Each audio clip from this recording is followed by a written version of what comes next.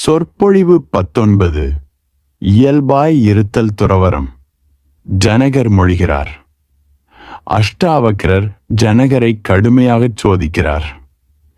ஜனகர் இப்பொழுதுதான் ஆத்ம ஞானம் பெற்றுள்ளார்.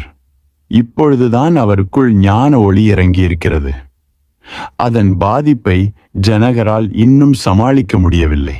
அவர் மனத்தில் ஆச்சரிய அலைகள் எழுகின்றன. தனக்கு நேர்ந்த அரிய அனுபவத்தை அவரால் நம்ப முடியவில்லை. நம்பிக்கை வேரூன்ற அதிக காலம் எடுத்துக்கொள்கிறது. எத்தகைய பெரிய சம்பவமோ சரியாக புரியாத சம்பவமோ அதே அளவிற்கு அதிக காலம் நம்பிக்கை ஏற்படுத்த தேவைப்படுகிறது. இந்த தருணத்தில் ஜனகர் நெகிழ்ந்து போயிருக்கிறார். இதயத்தில் புது புது அலைகள். என்ன நிகழ்ந்ததோ அது நிகழக்கூடும் என்ற நம்பிக்கை ஏற்பட்டதில்லை. என்ன நிகழ்ந்ததோ அது தனக்கு நிகழ்ந்தது என்றும் நம்ப முடியவில்லை. என்ன நிகழ்ந்ததோ அது ஒரு நொடியில் நிகழக்கூடும் என்பதையும் எப்படி நம்புவது? ஆழ்ந்த அஹோ உணர்ச்சியால் ஜனகர் நிரம்பியிருந்தார். புதிய ஞானியாக பிறந்த அவரை அஷ்டாவக்ரர் கடுமையாக சோதிக்கிறார். ஆனால் அந்த கடுமையில் கருணை கலந்திருந்தது.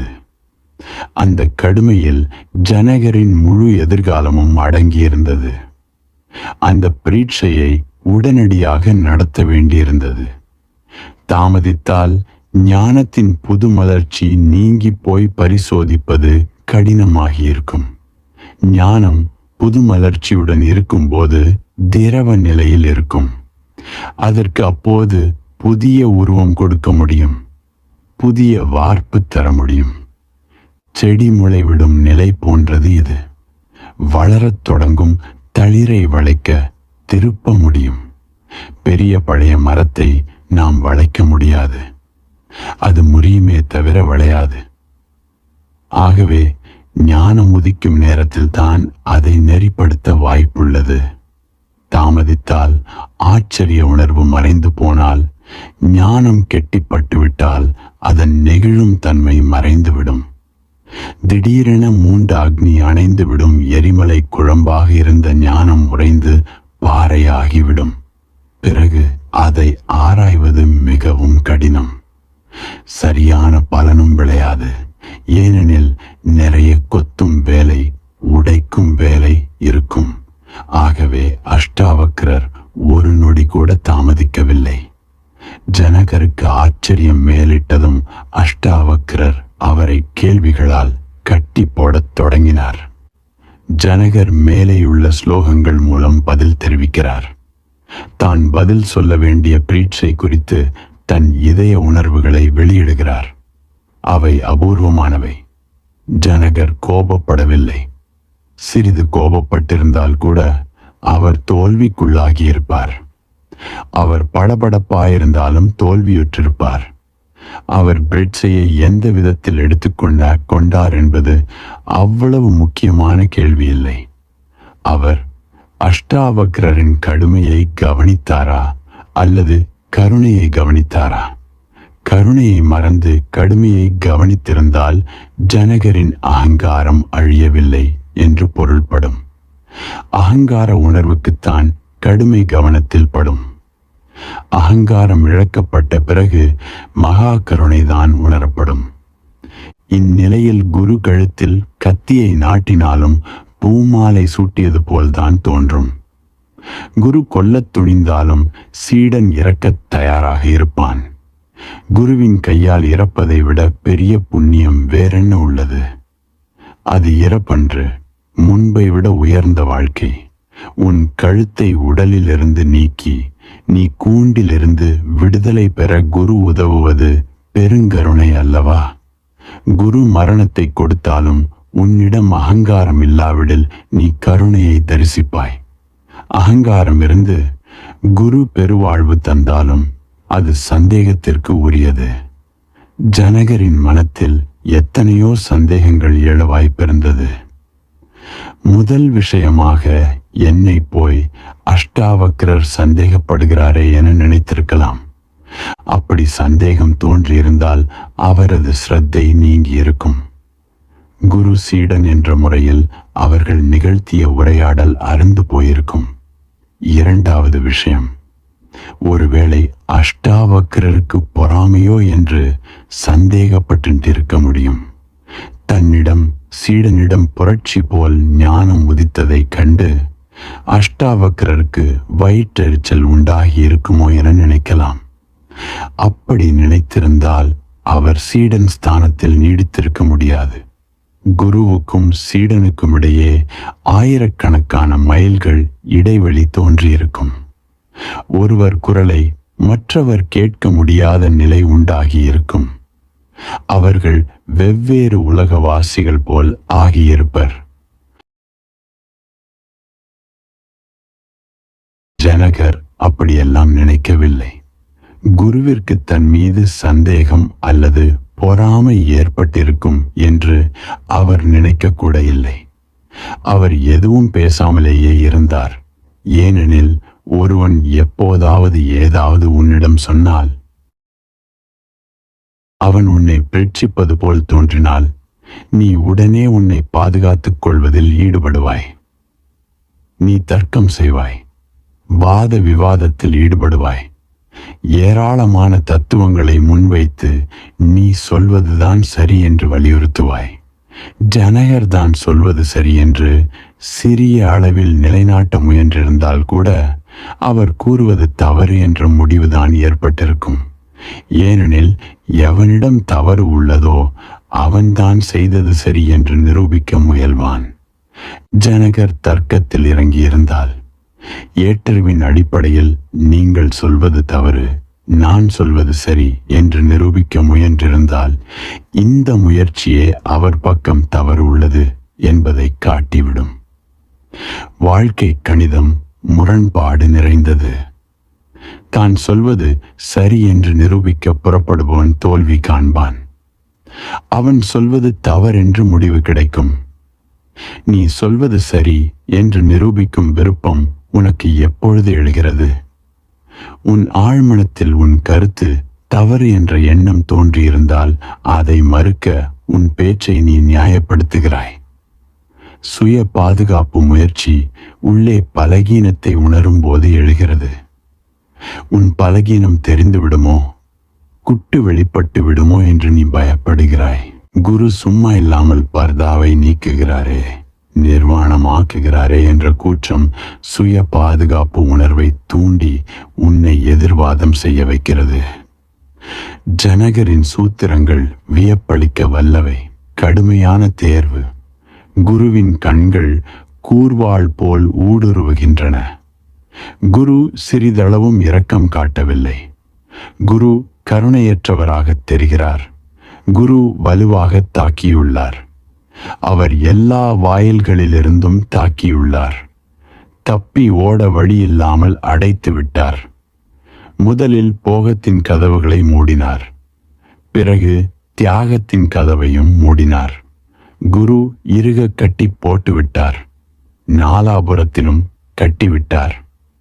ஜனகரின் மனத்தில் சிறிதளவாவது இருட்டு மிஞ்சியிருந்தால் இந்த சூத்திரங்கள் தோன்றியிருக்க முடியாது. ஆனால் அத்தகைய இருட்டிற்கு வாய்ப்பு இருக்கவில்லை. ஜனகரின் பதிலில் சுய பாதுகாப்பு துடிப்பு துளி கூட இல்லை. பதில்கள் தர்க்க சாஸ்திர அடிப்படையிலும் இல்லை. ஜனகர் சொன்னதை பதில் என்று எடுத்துக்கொள்ள வேண்டியதில்லை. அதை எதிரொலி எனலாம். குரு கண்ணாடியை முன்னால் காட்டினார். ஜனகர் அதன் எதிரே தன் இதயத்தை வைத்தார். அந்த கண்ணாடியில் பிரதிபலிப்பான தோற்றங்களே இந்த சூத்திரங்கள். அவர் தன்னை கொஞ்சம் கூட மறைத்துக் கொள்ள முயலவில்லை. சிறிது கூட திடுக்கிட்டு சந்தேகப்படவில்லை. தர்க்கம் செய்வதை மேற்கொள்ளவில்லை. குரு பிரீட்சை செய்யவே இல்லையோ என எண்ணும்படி ஜனகரின் புதில்கள் அமைந்தன. ஜனகர் அஷ்டாவக்ரரை ஹந்த என அழைத்து, போகங்களை விளையாட்டாக அலட்சியப்படுத்தும் ஆத்ம ஞானியை உலகத்தை தலையில் வைத்து கொண்டாடும் மூடர்களுடன் சமமாக ஒப்பிட முடியாது என்று முதல் ஸ்லோகத்தில் கூறுகிறார். ஹந்த என்னும் சொல் மூலம் ஜனகர் குருவிடம் தமக்குள்ள முழு சிரத்தையையும் வெளிப்படுத்துகிறார். ஹண்ட் என்பது சிறப்பான சொல். ஜைனர்கள் அதன் முழுமையாக அரிஹந்த் என்கிறார்கள். பௌத்தர்கள் அர்ஹத் என்றும் இந்துக்கள் ஹந்த என்றும் அழைக்கிறார்கள். இச்சொல்லிற்கு எதிரிகளை வென்றவன் என்று பொருள்.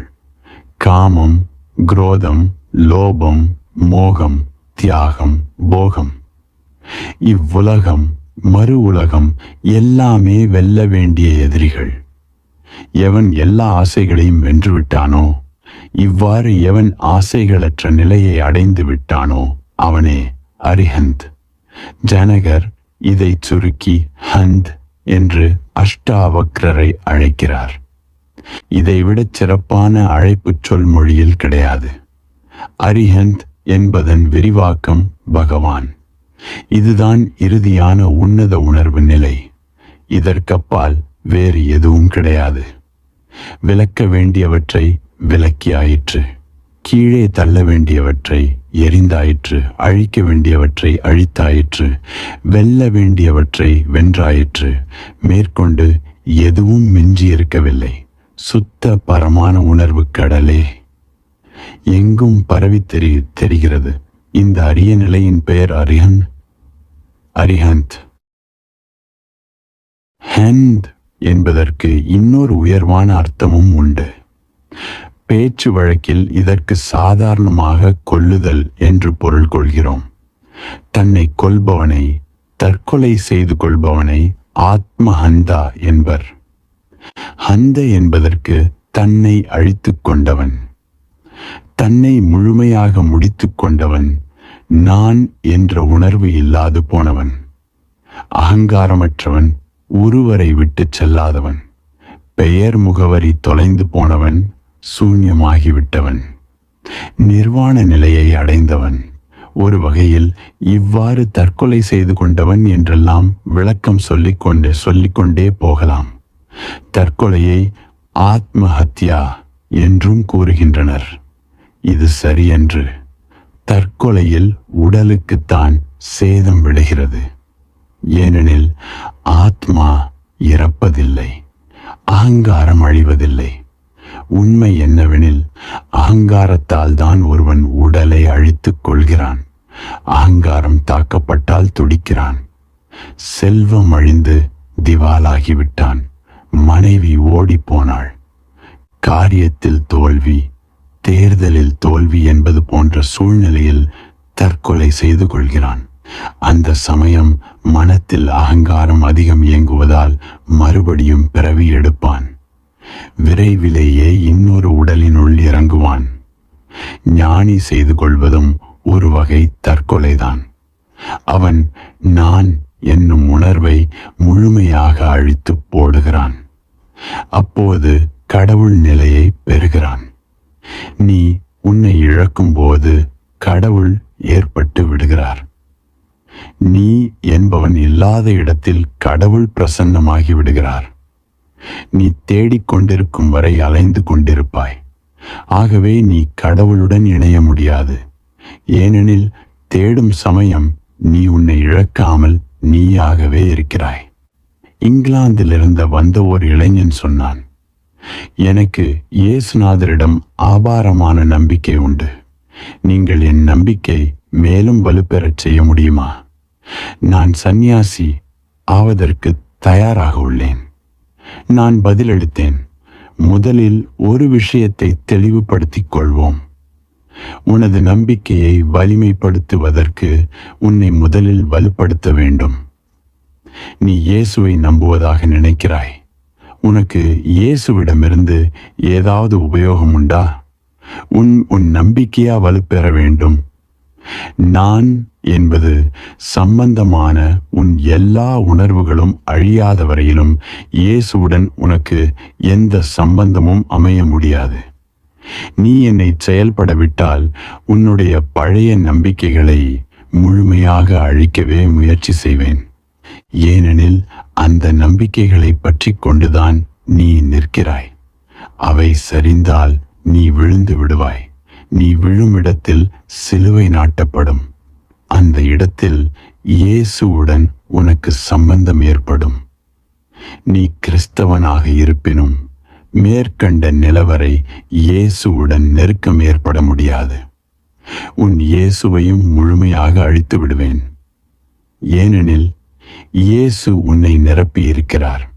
நீ இல்லாமல் போனால் உன் இயேசு, கிறிஸ்தவம், உன் திருக்கோயில், உன் சாஸ்திரங்கள் ஆகிய எல்லாம் சரிந்துவிடும்.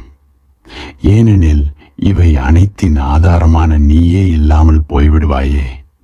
பிறகு தோன்றுபவர் யாரோ அவரை உன் விருப்பப்படி இயேசு, புத்தர், மகாவீரர் என்று எப்பெயரால் வேண்டுமானாலும் அழை.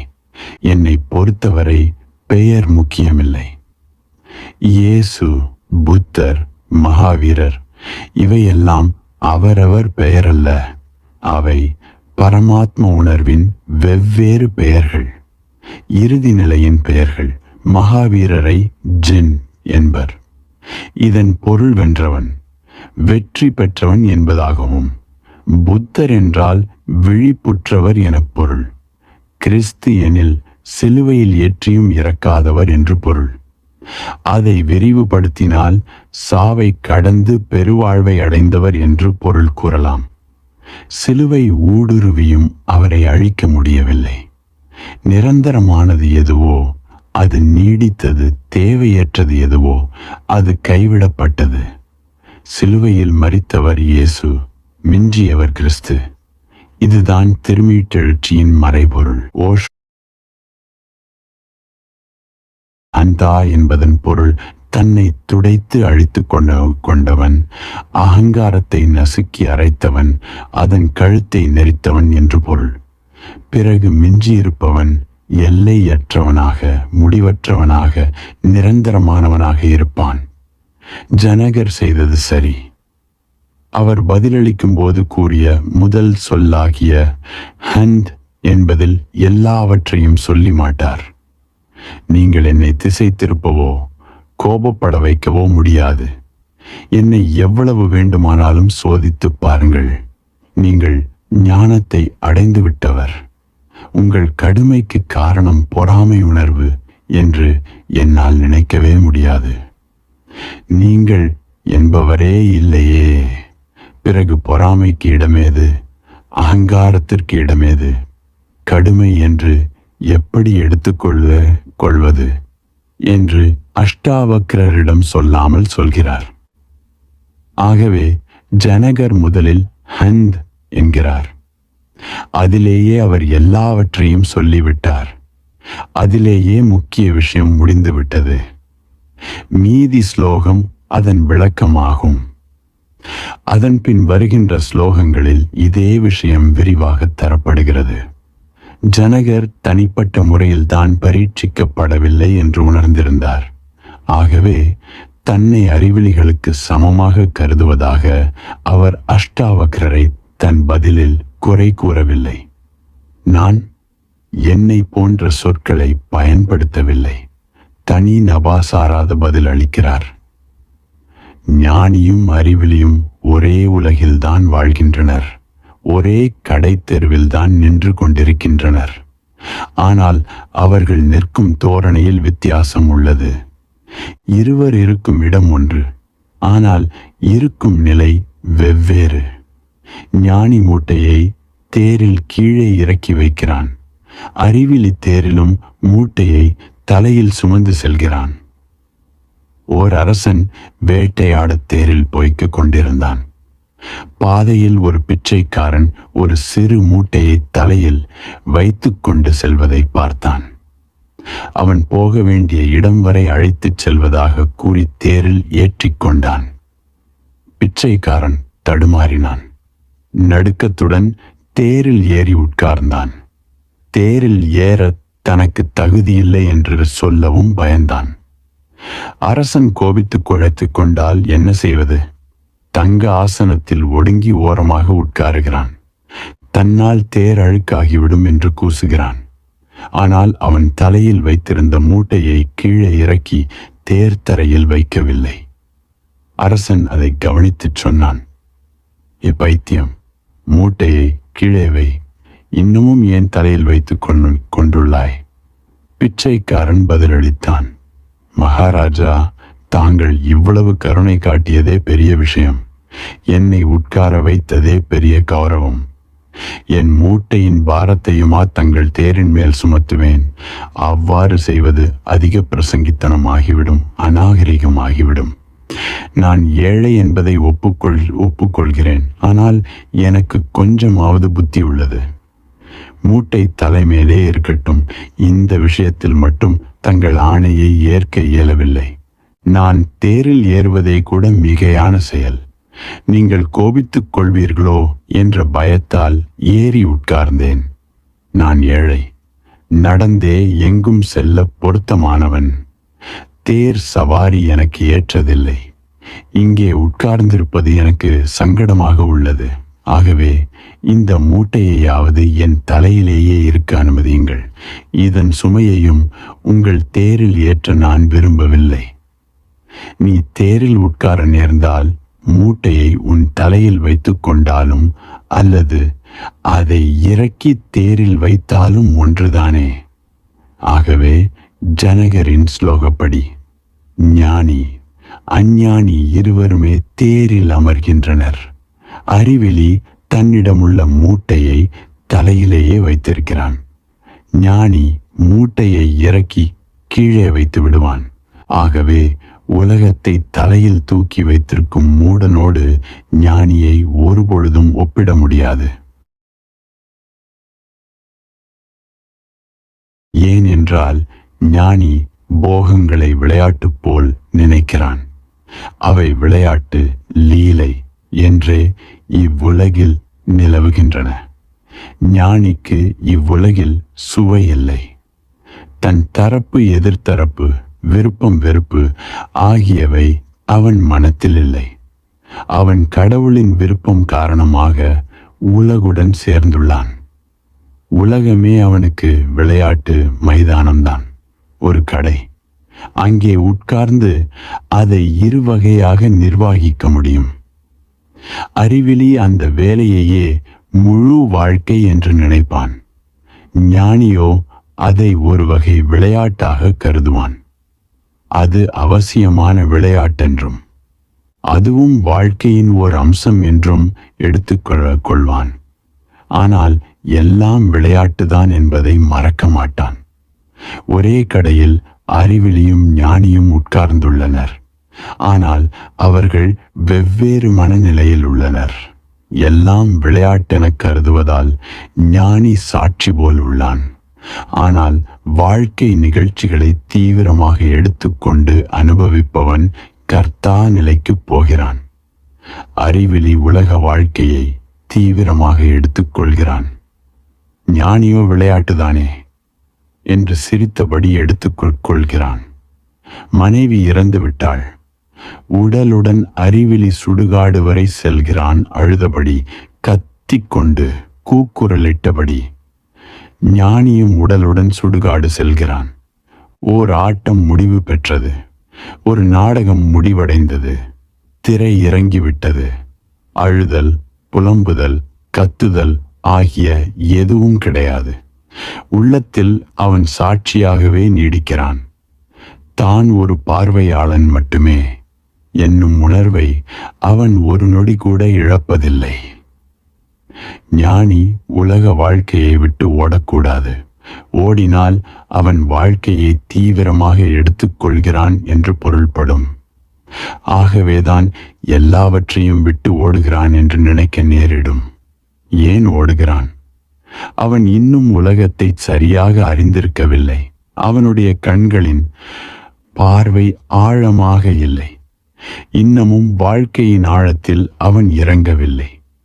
செய்பவனும் அனுபவிப்பவனும் தான் இல்லை. தான் சாட்சி மட்டுமே என்று அவன் பக்குவம் பெறவில்லை. அதனால்தான் அமெரிக்காவில் ஆப்ரஹாம் லிங்கன் முதல் நூற்றாண்டு விழா நடைபெற்றது. ஒரு நடிகனின் முகம் லிங்கனின் முகத்தை ஒத்திருந்தது. அவன் ஒரு நாடகத்தில் லிங்கன் பாத்திரம் ஏற்று நடித்தான்.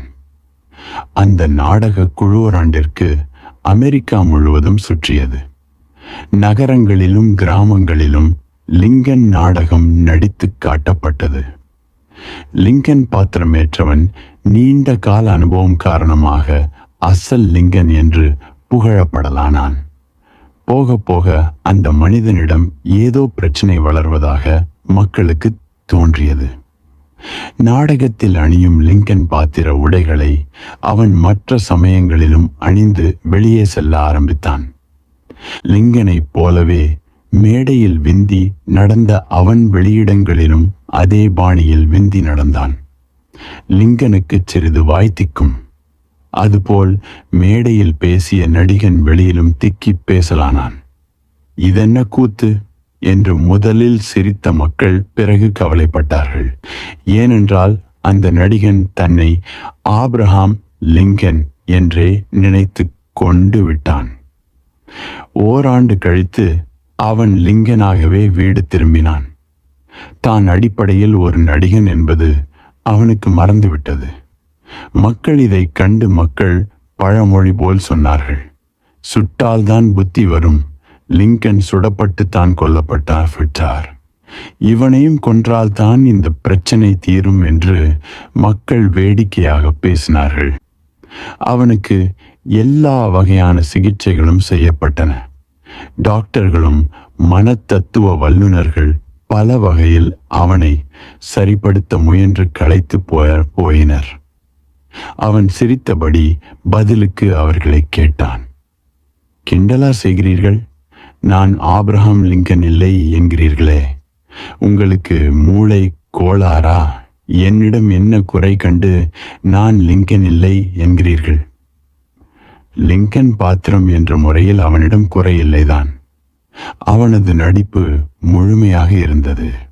அவன் லிங்கனைப் போலவே நடந்தான், பேசினான், உட்கார்ந்தான், எழுந்தான், தாடி மீசை வைத்து கொண்டான்.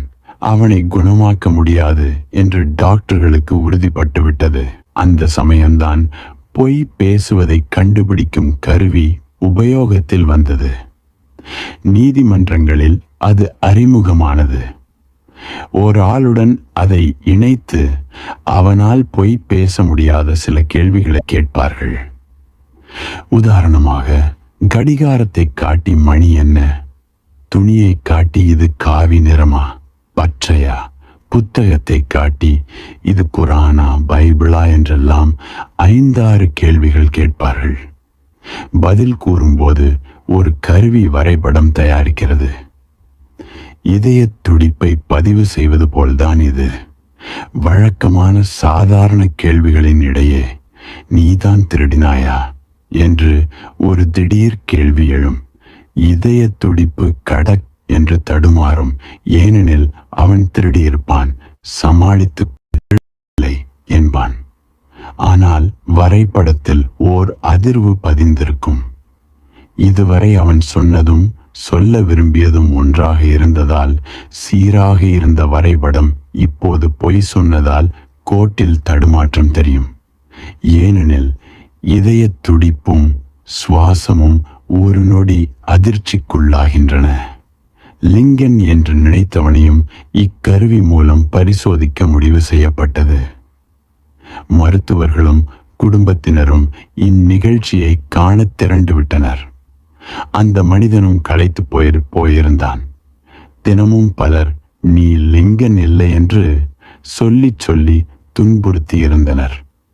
பரிசோதனை அன்று அவன் இந்த சித்திரவதையிலிருந்து விடுபட முடிவெடுத்தான். நான் ஆபிரகாம் லிங்கன் தான். ஆனால் என்ன செய்வது? இதை உலகம் ஒப்புக்கொள்ளவில்லையே. நான் லிங்கன் இல்லை என்று சொல்லிவிடலாம். இந்த பிரச்சனையை ஒரு முடிவுக்கு கொண்டு வரலாம் என அவன் நினைத்தான். கருவியில் அவன் இணைக்கப்பட்டதும் அவனிடம் சாதாரணமான சில கேள்விகள் கேட்கப்பட்டன. திடீரென, நீ ஆபிரகாம் லிங்கனா என்று கேட்கப்பட்டது.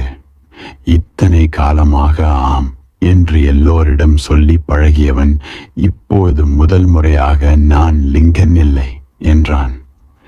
இத்தனை நாளாக உறுதியுடன் பேசிய அவன் இம்முறை அவன் ஒரு நொடி தடுமாறியதால் கருவி அவன் பேசுவது பொய் என்று பதிவு செய்துவிட்டது. அவன் தன்னை லிங்கன் என்று நினைத்து கொண்டது அவன் மனத்தில் அவ்வளவு அழுத்தமாக ஆழமாக பதிந்து போயிருக்கிறது. ஆகவே கருவியும் அவனை லிங்கன் என்று ஒப்புக்கொண்டது கொண்டு விட்டது. நமது நிலையும் இதுவேதான். நடிகன் ஓராண்டுதான் லிங்கன் வேஷம் தரித்தான். நாமோ எத்தனையோ பிறவிகளாக கர்த்தாவாகவும் போக்தாவாகவும் செய்பவனாயும் அனுபவிப்பவனாயும் இருந்து வருகிறோம். நம்மையும் அக்கருவி பிடிக்க முடியாது. நாம் சாட்சி மனப்பான்மை உள்ளவன் என்று சொன்னாலும் அக்கருவி ஒப்புக்கொள்ளாது கர்த்தா போக்தா என்ற முடிவிற்கே வரும். அப்படித்தான் நம்பும் பழக்கம் புராதன காலத்திலிருந்து நீண்ட காலமாக நூற்றாண்டுகளாக நம் மனத்தில் பதிந்துவிட்டது. மனிதன் ஞான விழிப்பு பெறும்போது எங்கேயும் ஓடிப்போய் விடுவதில்லை. அவனிடம் ஏற்படும் மாறுதல் நுணுக்கமானது. யாராலும் கண்டுபிடிக்க முடியாது. நீ குருவின் முன்னிலையில் நிற்கும்போது அவர் காட்டும் கண்ணாடியில் தான் மாறுதல் தெரியும். நீ சாட்சியாக மாறிவிட்டாய் என்பதை ஒருவேளை உன் மனைவியால் கூட கண்டுபிடிக்க முடியாது. நீ பெண்ணாக இருந்தால் என்றைக்கு, எத்தனை மணிக்கு, எந்த நொடியில் நீ சாட்சியாக மாறிய புரட்சி நிகழ்ந்தது என்பதை உன் கணவரும் குழந்தைகளும் அல்லது உன் ஓஷோ இதயத்திற்கு நெருக்கமானவரும் கூட அறிய முடியாது. ஏனெனில் இது மிகவும் நுணுக்கமான புரட்சியாகும். உனக்கோ குருவுக்கோதான் இந்த புரட்சி நிகழ்ந்ததே தெரியும். வேறு யாருமே உனக்குள் நிகழ்ந்த புரட்சியை அடையாளம் காண முடியாது. ஏனெனில் உன்னிடம் வெளிப்படையாக எந்த மாற்றமும் தெரியாது. நீ கடையில் வியாபாரம் செய்து வருகிறாய். அந்த புரட்சிக்கு பிறகும் உன் தொழில் தொடரும். தராசு எடுத்து பொருள்களை எடை போடுவாய். அவற்றை விற்பாய். வாடிக்கையாளர்களுடன் பேரம் பேசுவாய். வீடு திரும்புவாய். குழந்தைகளை தட்டி கொடுத்து கொஞ்சுவாய். மனைவிக்கு பூ, ஐஸ்கிரீம் வாங்கி தருவாய். எல்லாம் முன்பு போலவே நடைபெறும். ஒருவேளை முன்பை விட நன்றாக நடைபெறலாம். ஏனெனில் உனக்கு முன்பை விட ஆழமாக எதையும் புரிந்து கொள்ளும் ஆற்றல் ஏற்பட்டு விட்டது. இனி நீ யாருக்கும் வீணாக கஷ்டம் தருவதை விரும்ப மாட்டாய். ஆனால் உனக்குள்ளே ஒரு புரட்சி ஏற்பட்டு விட்டது. சராசரியிலிருந்து வெகு தொலைவு சென்று விட்டாய். அன்றாட நடவடிக்கைகளை கைவிடவில்லைதான்.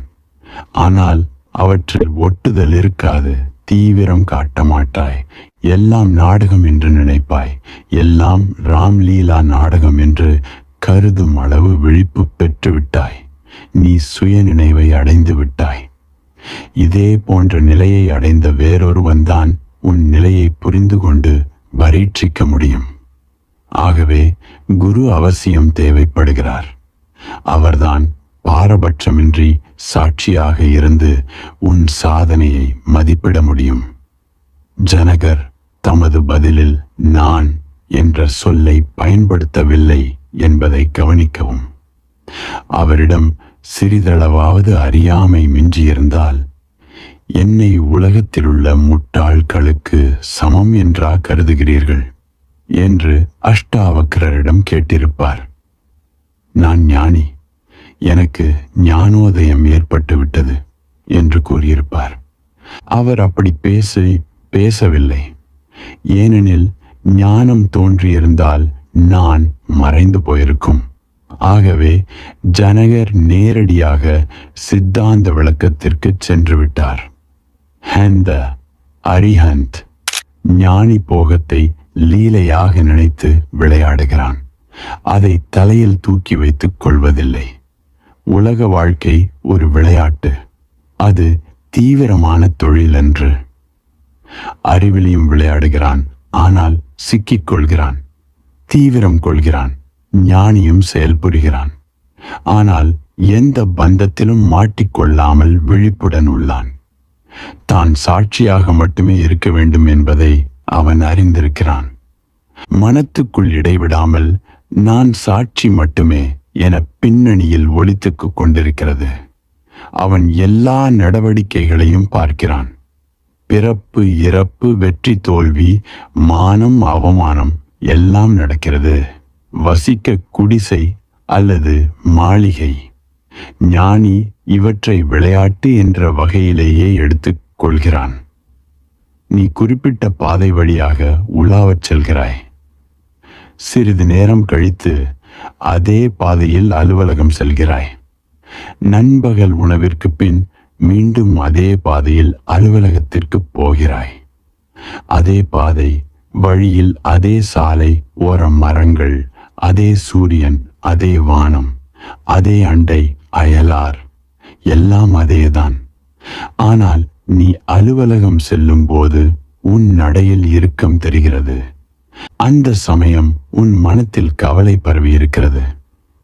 காலையில் அதே சாலையில் நீ உலாவச் செல்கையில் மனத்தில் கவலையோ இறுக்கமோ உணரவில்லை. ஏனெனில் அந்த சமயம் குறிப்பாக ஓரிடத்தை நோக்கி நீ செல்லவில்லை. விளையாட்டாக உலாவுவதற்காக காற்றை அனுபவிக்க கிளம்பினாய். போய் சேருமிடம் இல்லையாதலால் எப்பொழுது வேண்டுமானாலும் நீ எந்த இடத்திலிருந்தும் திரும்பிவிட முடியும். எங்கேயும் போவதற்காக அல்ல, உலாவக் கிளம்பினாய்.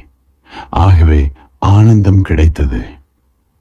ஆனால் ஒரு வேலையை முடிப்பதற்காக செல்லும் போது அந்த ஆனந்தம் நீங்கி விடுகிறது. ஞானி தன் எல்லா வேலைகளையும் விளையாட்டாக ஆக்கிக் கொள்கிறான். அஞ்ஞானி விளையாட்டையும் வேலை போல் தீவிரமாக கருதுகிறான். இதுதான் இருவரிடையேயும் உள்ள வேறுபாடு. ஞானிக்கு தனது தொழில் ஒரு நடிப்பாக தெரிகிறது. அஞ்ஞானிக்கு நடிப்பது கூட தொழில் போல் பாரமாகிறது. ஞானி வாழ்க்கையில் எதையும் பற்றுவதில்லை. ஆகவே விடுவதற்கும் அவனிடம் எதுவும் இல்லை. பிடித்தல் விடுதல் என்ற பிரச்சனையே அவனுக்கில்லை. எது வந்தாலும் எது நடந்தாலும் சரி என்பான். பார்வையாளனாக மட்டும் இருந்து விடுவான். இது ஆச்சரியமான விஷயம். இங்கும் ஜனகர் தன்னை முன்னிலைப்படுத்திக் கொள்ளவில்லை. இந்திரன் முதலான தேவர்களும் இன்னும் வேண்டும், மேலும் வேண்டும் என்று கெஞ்சுகிறார்கள். தம்மிடம் எல்லாம் நிறைந்திருக்க பெற்றவர்களும் மேன்மேலும் ஆசைப்படுகிறார்கள். கேட்பதற்கு முடிவில்லை. பரிதாப நிலை மாறவில்லை. தாழ்வு மனப்பான்மை நீங்கவில்லை. மாபெரும் பதவியில் இருந்தாலும் அதற்கும் மேற்பட்ட பதவி வேண்டும். கூடுதலான வலிமை வேண்டும். தமது நாட்டின் எல்லை விரிவடைய வேண்டும். பொக்கிஷம் பெரிதாகி நிரம்ப வேண்டும். இந்த விருப்ப பட்டியலுக்கு எல்லை இல்லை. தேவர்கள் அடைவதற்கு கெஞ்சுகின்ற உன்னத நிலையை யோகி அடைந்து அங்கே வீற்றிருக்கிறான். ஆனால் அவனிடம் விசேஷமான சந்தோஷமோ அதற்கு மேலும் வேண்டுமென்ற இயக்கமோ தென்படவில்லை. இதை புரிந்து கொள். உனக்கு சுகம் ஏற்படுவது சாத்தியமானால் துக்கம் ஏற்படுவதும் சாத்தியமே ஆகும். சுகமும் துக்கமும் அருகருகே உள்ளன. பகலும் இரவும் போல் மாறி மாறி வருகின்றன. இரண்டில் ஒன்றை மட்டும் நீ வைத்துக் கொள்ள முடியாது. பகலை வைத்துக் கொண்டால் இரவும், சுகத்தை வைத்துக் கொண்டால் துக்கமும், பிறப்பை வைத்துக் கொண்டால் சாவும், நண்பர்களை ஏற்படுத்தி கொண்டால் எதிரிகளும் என்று தவிர்க்க முடியாத நிலை ஏற்படும். பரஸ்பர மோதல்களிலிருந்து நீ தப்பிக்க முடியாது. இந்த இரட்டைகள் எல்லாம் ஒரே காசின் இரண்டு பக்கங்களே என்று எப்பொழுது நீ புரிந்து கொள்கிறாயோ அப்பொழுது முழு காசும் கையிலிருந்து விழுந்துவிடும். ஆகவே யோகி உயரிடத்தில் அமர்ந்தும் விசேஷமாக எதுவும் உணர்வதில்லை. ஏன்? அந்த உயர்ந்த நிலை அவனுக்கு இயற்கையானது. கிடைக்க வேண்டியதுதான் கிடைத்துள்ளது. பிறகு சந்தோஷப்பட என்ன உள்ளது? தனக்கு சொந்தமான சொத்தை அனுபவிப்பதில் என்ன விசேஷ சந்தோஷம் இருக்கும்? யோகிக்கு எல்லாம் கிடைத்தும் அவன் விசேஷமாக சந்தோஷப்படவில்லையே என்று ஜனகர் வியக்கிறார். ஆனந்தமும் இன்பமும் வெவ்வேறானவை. இன்பம் காய்ச்சல் போன்றது. அது விரைவில் நம்மை களைத்து போகச் செய்கிறது. இன்பம் அலைகளாக எழுகிறது. கவலை அலைகள் துன்ப அலைகள் போலவே சந்தோஷ அலைகளும் உள்ளன. ஒரே வித்தியாசம் என்னவென்றால், நீ துன்ப அலைகளை விரும்புவதில்லை, இன்ப அலைகளை விரும்புகிறாய். ஆனால் இரண்டும் அலைகளே. இவற்றால் மனம் குழப்பமடைகிறது, உடைகிறது, துண்டுகளாகிறது. மனத்தின் சாந்த ஏறி பாதிப்படைகிறது. மனக்கண்ணாடி மாசுறுகிறது. எதை ஜனகர் ஆச்சரியத்துடன் அஷ்டாவக்கரரிடம் கூறுகிறார்? அடைய உலகம் ஓடி அலைகிறதோ, பிறவிகள் தோறும் யாத்திரை மேற்கொள்ளப்படுகிறதோ, முடிவே இல்லாமல் முடிவற்ற பொருளின் தேடல் நடைபெறுகிறதோ, அது கிடைத்தும் அந்த அரியணையில் அமர்ந்தும் யோகியிடம் மகிழ்ச்சி வெளிப்படவில்லையே. இந்த நிலையிலும் அவன் சாட்சி போல் எல்லாவற்றையும் பார்க்கிறான். அவன் மனத்தில் ஓரலை கூட எழுவதில்லை. அவனது மன ஆகாயம் நிர்மலமாக உள்ளது. அங்கே துக்க மேகமோ சுகத்தின் மேகமோ தெரிந்து கொண்டிருக்கவில்லை. ஆகாயத்துடன் சம்பந்தப்படும் அளவிற்கு புகை எழுந்தாலும் ஆகாயம் பாதிப்படைவதில்லை. அதுபோல அந்த உயர்நிலையை அறிந்தவனின் உள்மனத்தை புண்ணிய பாவங்கள் ஸ்பரிசிப்பதில்லை. எரியும் அடுப்பிலிருந்து புகை எழுகிறது, வானத்தில் பரவுகிறது. ஆனால் அது வானத்தை தொடுவதில்லை, அழுக்காக்குவதில்லை. எவ்வளவு புகை எழுந்தாலும் எங்கோ போய் மறைகிறது. பெரும் எண்ணிக்கையில் பரவும் மேகங்களும் காணாமல் போகின்றன. வானம் சிறிது கூட மாசடைவதில்லை. வெள்ளை மேகங்களால் வானம் தூய்மைப்படுவதில்லை, கருப்பு மேகங்களால் கலங்கப்படுவதுமில்லை. இதேபோல ஞானியின் சாட்சி மனப்பான்மை என்னும் வானம் எந்த சூழ்நிலையிலும் எதனாலும் மங்குவது இல்லை. அவனது உள்ளத்தின் ஜோதி புகையின்றி ஒளி வீசுகிறது. மாளிகை அவனை பணக்காரனாக்குவதில்லை, குடிசை அவனை ஏழையாக்குவதுமில்லை. அவன் அரியணையில் அமர்ந்தாலும் சுவர்க்கம் போல் நினைப்பதில்லை. தெருக்களில் அலைந்தாலும் பிச்சைக்காரன் போல் உணர்வதில்லை. இவ்வாறு முழு உலகத்தையும் தனது ஆத்மாவை போல் கருதுகின்ற ஞானி தனது உள்மன தூண்டுதலின்படி இயங்குவதை யார் தடுக்க முடியும்? புகை தொடாத ஆகாயம் போல் அவன் ஆகிறான். நான் என்பது அழிந்ததால் உலகத்தை தனது ஆத்மா போல் அவன் அறிந்திருக்கிறான். வீட்டை சுற்றி வேலி அமைக்கிறாய். இதனால் நீ பக்கத்து வீட்டுக்காரனிடமிருந்து வேறுபட்டு விடுகிறாய். ஒரே பூமிதான் எப்போதும் உள்ளது. நீ வேலி போட்டால் அது பிரிகிறது. அதை அகற்றினால் பூமி மறுபடி இணைந்துவிடும். நான் என்பது ஒரு வேலி. அது நம்மை நான்கு புறத்திலும் சூழ்ந்திருக்கும் எல்லை. அது லட்சுமண ரேகை. அதை கடந்து நாம் செல்வதில்லை. யாரையும் அதன் உள்ளேயும் வரவிடுவதில்லை. என்றைக்கு இந்த எல்லைக்கோடு அழிக்கப்படுகிறதோ அன்றிலிருந்து வெளியே எதுவும் இல்லை, உள்ளேயும் எதுவும் இல்லை. உள்ளே வெளியே என்ற வேறுபாடும் நீங்கிவிடுகிறது. வீடு கட்டுகிறாய், செங்கற்சுவர்கள் எழுப்புகிறாய். மேலே பார்த்தால் ஆகாயத்தை சுவர்கள் பிரிப்பது போல் உள்ளது. சுவர் விழுந்துவிட்டால் உள்ளே வெளியே என்று பிரிக்க முடிவதில்லை. அந்த பிரிவுகளும் சேர்ந்து விழுகின்றன. ஜனகர் சொல்வது என்னவெனில், பிரிந்தவர் சேர்ந்து ஒன்றானால் யாரால் இனி தடுக்க முடியும்? நடக்க வேண்டியது நடந்தே தீரும். அதிர்ஷ்டம், விதி, கடவுட்சக்தி என்று எந்த சொல்லை வேண்டுமானாலும் உபயோகி. அது செய்விப்பதே நடைபெறும். நம் வசத்தில் எதுவும் இல்லை.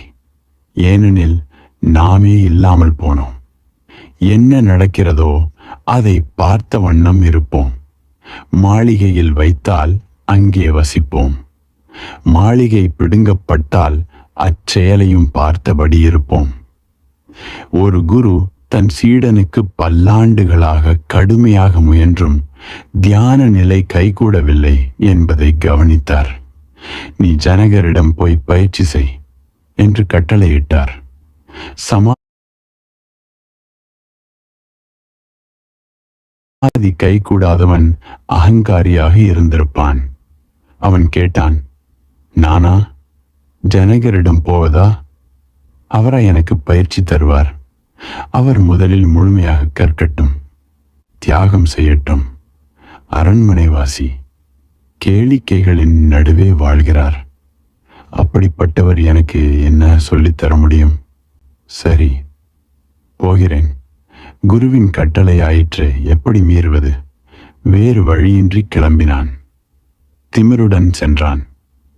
சீடன் ஜனகரின் மாளிகையை அடைந்தான்.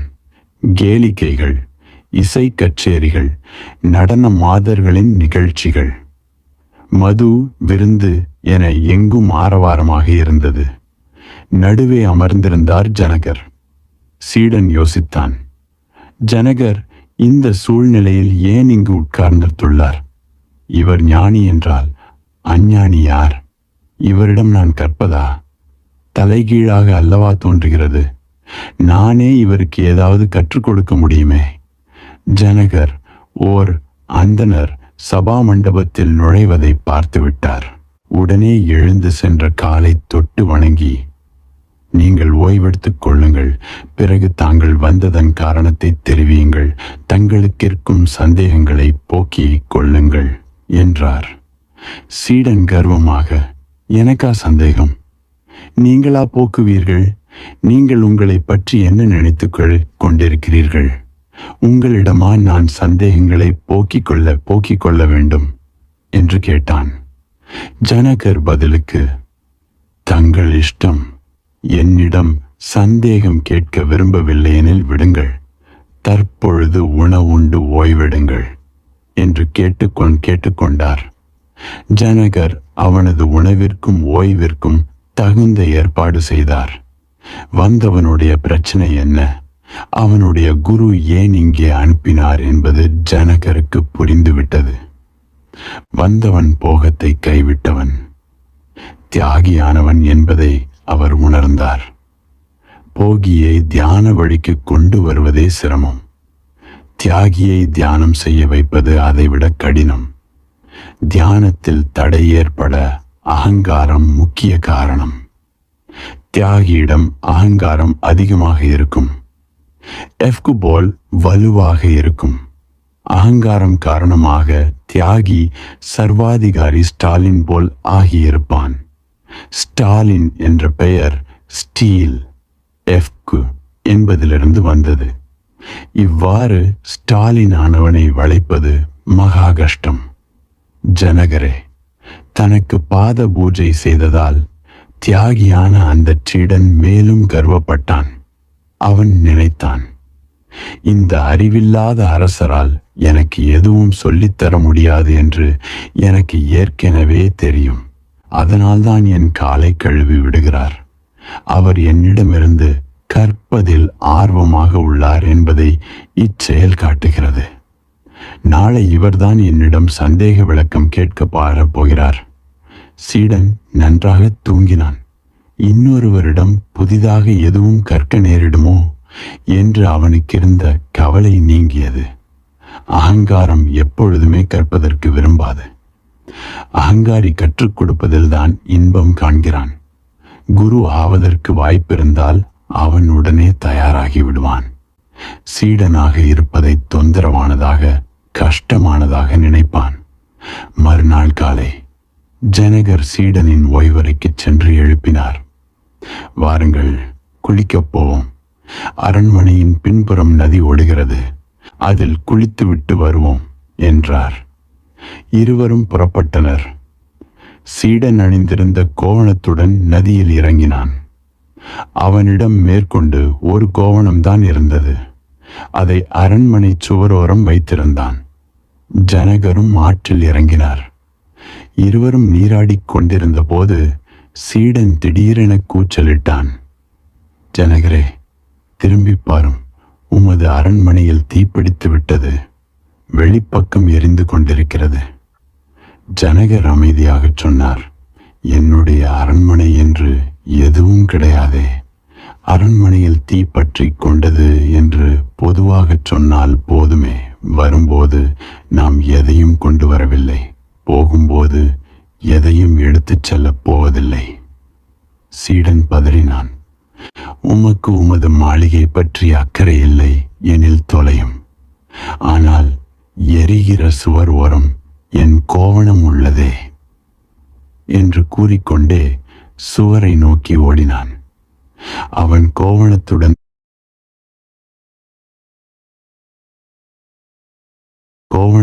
திரும்பியதும் ஜனகர் கூறினார், நான் சொன்னதை சிந்தித்து பார் ஹார்.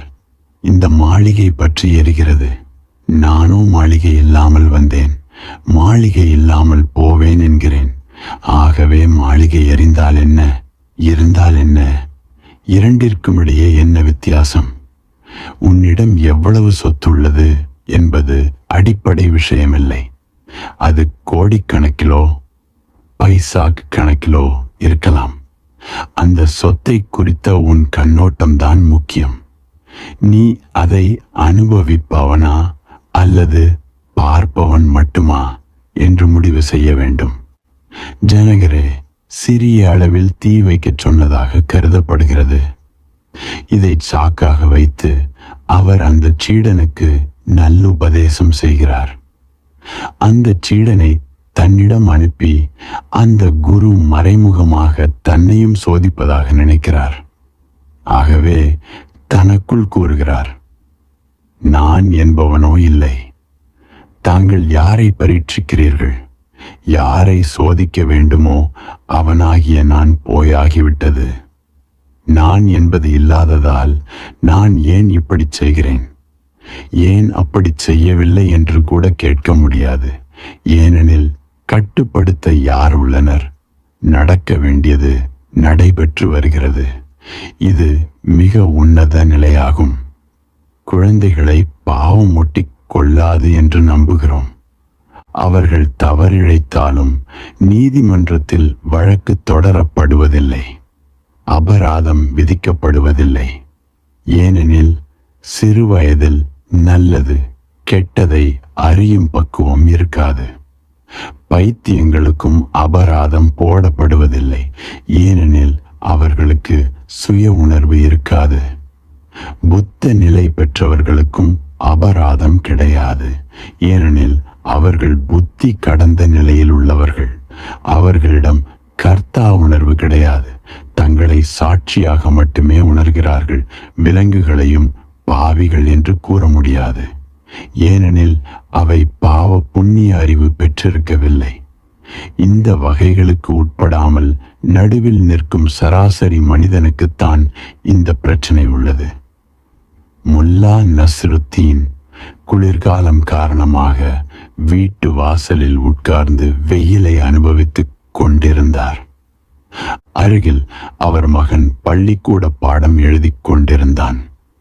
இடையிடையே அவன் காதை திருகி திட்டிக் கொண்டிருந்தார். எதற்கும் லாயக்கற்றவன், உன்னை பெற்றவன் ஒரு முட்டாள் என்று கத்தியபடி இருந்தார். பக்கத்து வீட்டுக்காரர் இதை கேட்டு சிரித்தார். ஏனென்றால் இந்த திட்டெல்லாம் முல்லாவுக்கே பொருந்தும். சிறு வயதினர், பைத்தியக்காரர்கள், விலங்கு, பறவைகள், தாவரங்கள் ஆகிய இனங்களுக்கு பாவம் என்பது கிடையாது. ஏனெனில் சரியாக புரிந்து கொள்ளும் அறிவு இங்கு செயல்படுவதில்லை. புத்தர், அஷ்டாவக்கரர், இயேசு, மகாவீரர் ஆகியோர் ஆழ்ந்த ஞானம் பெற்றவர்கள், கர்த்தா உணர்வு நீங்கியவர்கள்.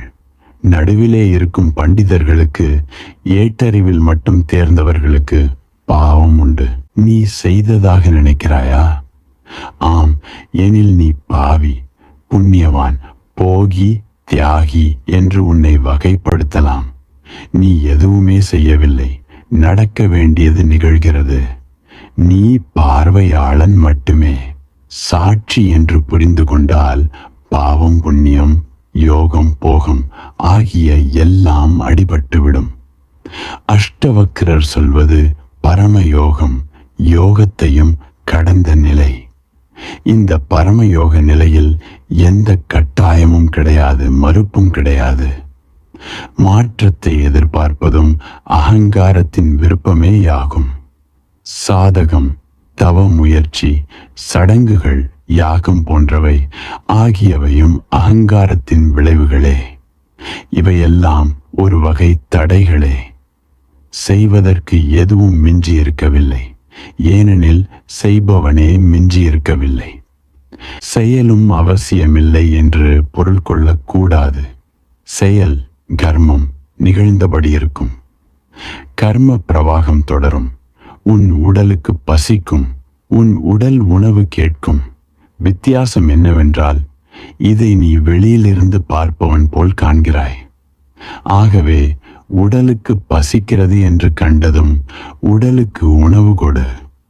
ஆனால் பசி ஏற்படுவதும் உடலுக்கு, உண்டபின் திருப்தி ஏற்படுவதும் உடலுக்கு. ஆனால் நீ உடல் அல்லன், பசியை பார்ப்பவன், பசி நீங்கிய திருப்தியை பார்ப்பவன். எல்லா சூழ்நிலைகளிலும் நீ பார்வையாளன் மட்டுமே. செயல்கள் நடைபெற்ற வண்ணம் இருக்கும். அது இயற்கையின் நியதி. அது படைப்பிற்கே பொதுவானது. தனி மனிதனுடன் மட்டும் சம்பந்தப்பட்டவை அல்ல. அவற்றை கடவுள் நிகழ்த்துகிறார், ஆயிரக்கணக்கில் நிகழ்த்துகிறார். உன் மூலம் நடைபெற வேண்டியதை அவர் நிகழ்த்திக் கொள்வார். ஆனால் நீ கர்த்தா, செய்பவன் இல்லை. நீ காரணம் மட்டுமே, கருவி மட்டுமே. ஆகவே ஜனகர் கேட்கிறார், யார் தடுப்பது? எப்படித்த தடுப்பது? யார் கட்டுப்படுத்துவது? யோக பயிற்சி செய்வது யார்? மேற்பார்வை செய்வது யார்? ஞானி நிகழ்காலத்தைச் சேர்ந்தவன். ஞானி கடந்த காலத்தில் உண்டானவன் இல்லை, எதிர்காலத்தில் உண்டாகப் போகிறவனும் இல்லை. ஞானம் உதிப்பது நிகழ்காலத்தில் நடைபெறும் சம்பவம். அது உடனே இக்கணம் நிகழ வேண்டும், இன்றேல் என்றும் நிகழாது. ஏனெனில் இக்கணமே உயிரோட்டமுடையது. போனது போனதுதான், வராதது இன்னும் வரவில்லை. இந்த இரண்டினிடையே மெல்லிய கோடு போல் உயிரோட்டமுள்ள பிரவாகத்தில் ஞானம் உதிக்கிறது. நிகழ்காலத்தவனான ஞானி தனது உயிர் துடிப்பால் வாழ்கிறான். அந்த உயிர் துடிப்பு எல்லாமான கடவுளிடமிருந்து வருகிறது. நாம் அதை பிறப்பிக்க, கட்டுப்படுத்த முடியாது. பறவைகள் பாடுகின்றன, செடிகளில் பூக்கள் மலர்கின்றன, தாமாகவே நடைபெறுகின்றன. இந்த உயிர் துடிப்பு உலகெங்கும் நிலவுகிறது. மரங்களுக்கும் செடிகளுக்கும் மமதை கிடையாது. நாங்கள் தாம் பூவை உண்டாக்குகிறோம் என்று அவை கர்வப்படுவதில்லை. மனிதனும் இப்படி இருந்தால் வாழ்க்கை சுழற்சியில் ஒரு கட்டத்தில் அவன் புத்த தன்மையை, அரிஹந்த தன்மையை பெறுகிறான். புத்தர் நடந்து செல்வதை பார்த்து நீங்கள் நடந்து போகிறீர்களே என்று கேட்டால், நான் என்று யாரும் இல்லையே, நான் எப்படி நடப்பேன்? அவன்தான் நடக்கிறான், எல்லாவற்றிலும் இயங்குகிறான். பூவை போல் மலர்கிறான், நதியை போல் பிரவாகிக்கிறான், பறவை போல் வானில் பறக்கிறான், ஆகாயம் போல் அடிவானம் வரை பறந்து விளங்குகிறான் என்பார். புத்தரிடம் நீங்களா பேசுகிறீர்கள் என்று கேட்டால் அவர் சொல்வார், இல்லை, அவன் பேசுகிறான் என்று. உண்மைதான். கபீர்தாசர் சொன்னது போல் நாம் புல்லாங்குழல் போன்றவர்கள். அவன் பாடுவதை நாம் வெளிப்படுத்துகிறோம். அவ்வொலி பரவ நாம் வழி அமைத்து தருகிறோம். அதை தடுப்பதில்லை. நாம் ஓர் ஊடகம் மாத்திரமே. ஞானி நிகழ்காலத்தவன். இக்கணத்தில் அவன் மனத்தில் சாட்சி மனப்பான்மை உதித்துவிட்டது. நீ சாட்சியாகி எல்லாவற்றையும் இதேபோல் பார்க்க முடியும். எந்த தடையும் இல்லை. உலக இயக்கங்கள் நடைபெற்ற வண்ணம் இருக்கும். உடல் இருந்தால் பசி எடுக்கும், தாகம் உண்டாகும், வெயிலில் சூடேறும், குளிரில் நடுக்கம் ஏற்படும். உணவெடுத்து கொண்டால் உடல் திருப்தி அடையும். கம்பளி உடை அணிந்தால் குளிர் போய்விடும். நிழலில் உட்கார்ந்தால் வெயிலின் கடுமை நீங்கும். இப்படி எல்லா வேலையும் நடக்கும். ஆனால் கர்த்தா உணர்வு மட்டும் இருக்காது. அதற்கு பின் எனக்கு கவலையாக உள்ளது, துன்பப்படுகிறேன், எனக்கு பசிக்கிறது என்றெல்லாம் கூறாமல், உடம்புக்கு பசி எடுக்கிறது, அதற்கு உணவளிக்க வேண்டும் என்பாய். உடம்புக்கு பசி எடுக்கிறது. அதில் உனக்கு துளி கூட சம்பந்தமில்லை. உடலின் இயற்கையால் பசி உண்டாகிறது. வெயிலில் உட்கார்ந்தால் உடல் சூடாகிறது. கடவுள்தான் அப்படி சூடேற்றுகிறார். இதில் உனக்கு என்ன பங்குள்ளது? ஆனால் நீ வேண்டுமென்றே வெயிலில் உட்கார்ந்து கொண்டு உடம்பை வெயிலில் வாட்டினால் அது அகங்காரம் திரும்பி வருவதன் அடையாளமாகும். அப்படித்தான் வாட்டுவேன். ஏனெனில் நான் தியாகி. உடலை வருத்தாமல் தவம் எப்படி செய்வது?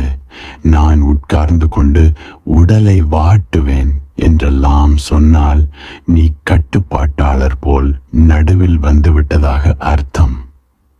சுயமாக நடந்து கொண்டிருந்தை நீ நடைபெற முடியாமல் செய்துவிட்டாய். நீ இயற்கையின் போக்கில் விட்டால் உடல் வெயிலில் உட்காராமல் தானாகவே எழுந்துவிடும். வேண்டுமானால் நீ செய்து பார். உடலை அதன் போக்கில் விடு, வியந்து போவாய். நீ வெயிலில் உட்கார்ந்திருக்கிறாய், உடல் மீது வெப்பம் படுகிறது. நீ வெறுமனே பார்த்தபடி இரு. திடீரென உடல் தானாகவே எழுந்து நிற்பதை நீ காண்பாய். தானாகவே அது நிழலை நாடிச் செல்லும். நான் விரும்பாமல் இது தானாக எப்படி நடக்கும் என்று கேட்பாய். நீ சொல்வது தவறு.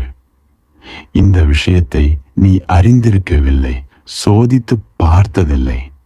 பசி எடுத்ததும் உடல் தானாகவே ரெஃப்ரிஜரேட்டரிடம் சென்றுவிடும். நீ பார்த்து கொண்டிரு. உடலை இயக்கவும் வேண்டாம், தடுக்கவும் வேண்டாம். உயிர் துடிப்பை மட்டும் உணர். நடப்பதை நடக்கவிடு. சுபம் அசுபம் என்று பிரிக்காதே. பாவ புண்ணிய கணக்கு போடாதே. இதெல்லாம் உன் வேலை இல்லை. வாழ்க்கை பிரவாகத்தில் அதன் போக்கில் செல். ஞானி பிரம்மாவிலிருந்து ஆரம்பித்து எறும்பு வரையிலான 4 வகை உயிரினங்களில் மட்டுமே விருப்பு விலக்கு உணர்வுகளை நிச்சயமாக தடுக்கும் சாமர்த்தியம் பெற்றுள்ளான்.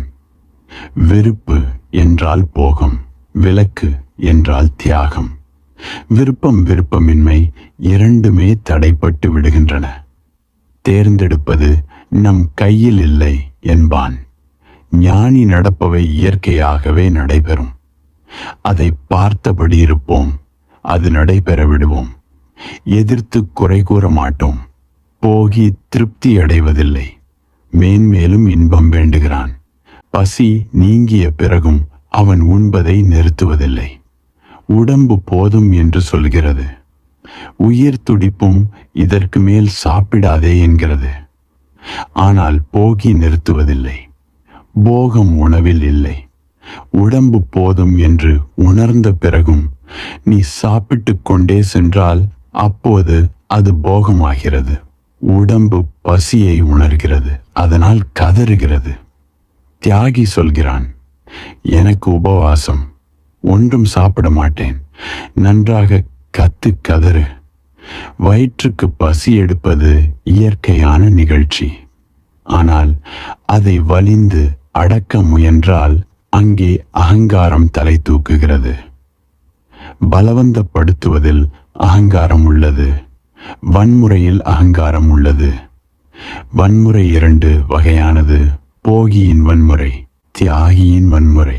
சிலர் என்னிடம், உங்கள் சீடர்களான சந்நியாசிகளுக்கு ஏன் தியாகம் குறித்து கற்பிப்பதில்லை என்று காரணம் கேட்கிறார்கள்.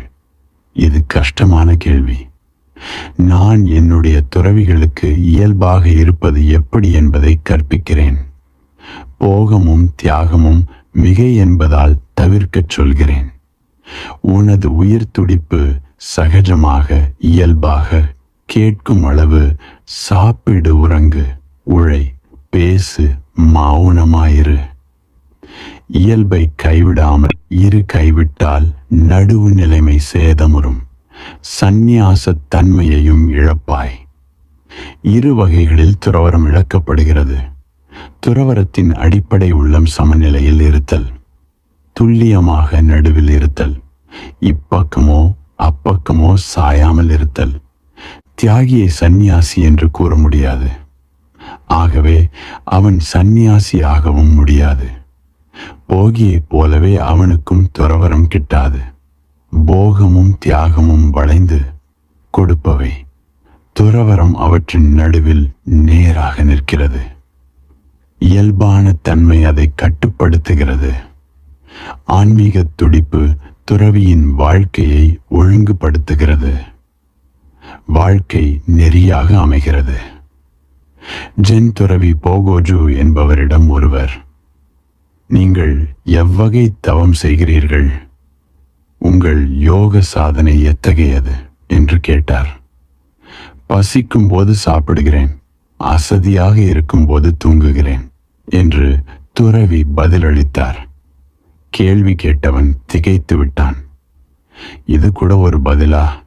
நாம் எல்லோருமே சாப்பிடுகிறோம், தூங்குகிறோம், இதில் என்ன விசேஷம் இருக்கிறது என்று கேட்டான்.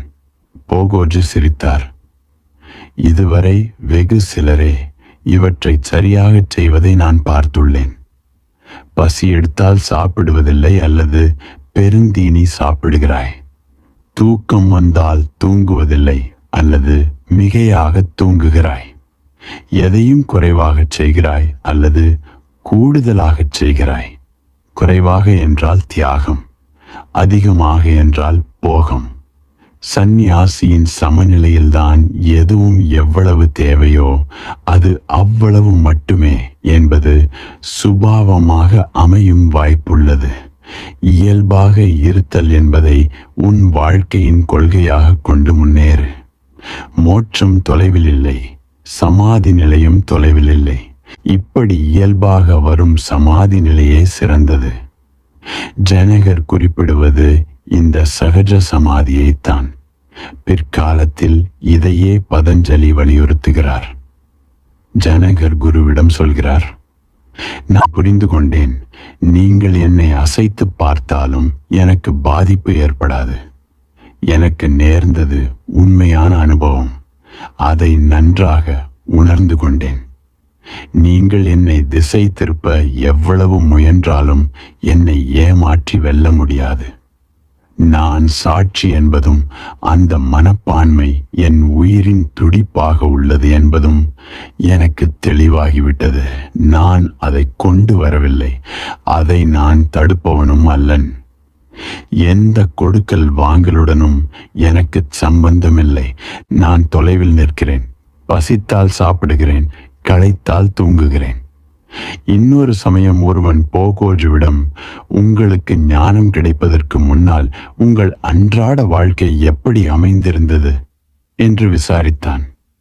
அதற்கு அவர், அப்போது நான் குருவின் ஆசிரமத்தில் வசித்தேன்.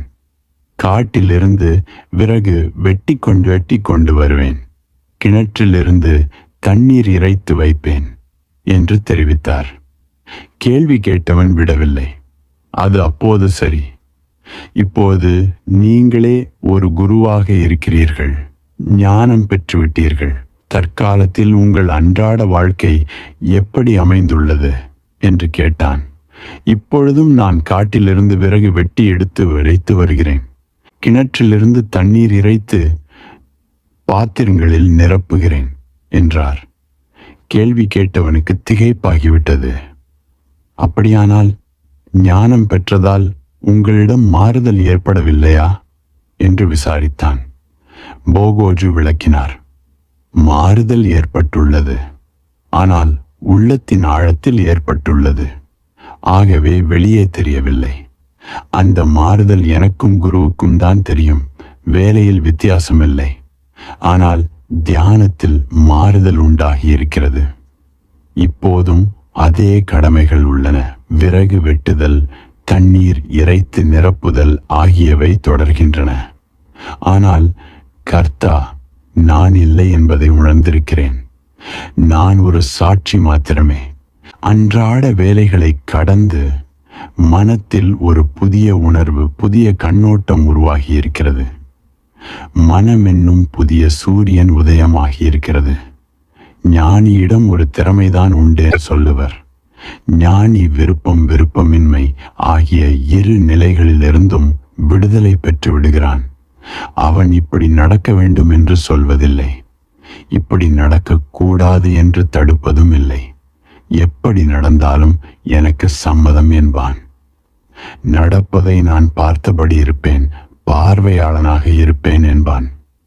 தோல்வியா? சரி. வெற்றியா? சரி என்று ஏற்றுக்கொள்வேன். கடவுளே, தோல்வியும் உன்னுடையது, வெற்றியும் உன்னுடையதே. பார்வையாளனாக மட்டும் இருந்து கொண்டு வாழ்க்கையை பார்ப்பேன், சாவையும் பார்ப்பேன். சாட்சி உணர்வு வேரூன்றிவிட்டால் வாழ்க்கை அடியோடு மாறிவிடும். கடவுள் சித்தம், என் பாக்கியம் என்ற முடிவுக்கு வந்து விடுவோம். இயேசுநாதர் சிலுவையில் அறையப்பட்டிருக்கிறார். அந்த இறுதி கணத்தில் அவர் சொல்கிறார், பரமபிதாவே, இதென்ன சித்திரவதை, என்னை கைவிடத் தோன்றிவிட்டதே. உடனே திடுக்கிடுகிறார். இப்படி சொல்லியிருக்க கூடாது, தான் புகார் செய்வது போலிருக்கிறதே என்று அவர் நினைத்தார். நான் சொன்ன விதப்படி என் விருப்பத்தை நீ நிறைவேற்றவில்லை என்றாகிறது. என் விருப்பத்தை மேல்தட்டிலும் கடவுளின் விருப்பத்தை கீழ்த்தட்டிலும் வைத்தது போலாகிறது. நான் கடவுளுக்கு ஆலோசனை கூறுவது போல் தோன்றுகிறது. எல்லாம் வல்ல ஒன்றை என் கட்டுப்பாட்டுக்குள் கொண்டு வர முயல்வது போல் ஆகிறது. அது சரியில்லை. மன்னியுங்கள், தப்பு செய்துவிட்டேன். உமது விருப்பம் எதுவோ அதுவே நிறைவேறுவதாக. முதலில் கூறிய என் விருப்பத்தை மறந்துவிடுங்கள். நான் முதலில் சொன்னதை கவனத்தில் கொள்ள வேண்டாம் என்று இயேசு விளக்குகிறார். கடவுள் பிரபு என்னும் சொல்லை உபயோகிப்பது உனக்கு ரசிக்கவில்லை என்றால் சர்வ சக்தியின் விருப்பம் என்று மாற்றிக் கொள்ளலாம். அனைத்தையும் ஒருங்கிணைக்கும் சக்தி எனலாம். தனி மனிதனின் விருப்பத்தை அடிப்படையாக கொள்ளாமல் சமூக கூட்டமைப்பின் விருப்பத்திற்கு விட வேண்டும். தனி மனித விருப்பப்படி வாழ்ந்தால் சராசரி உலக வாழ்க்கையாகிறது. கூட்டமைப்பின் விருப்பத்திற்கு இணங்க வாழ்ந்தால் கிடைப்பது முக்தி, விடுதலை. தன்னிலிருந்து, நான் என்பதிலிருந்து விடுதலை.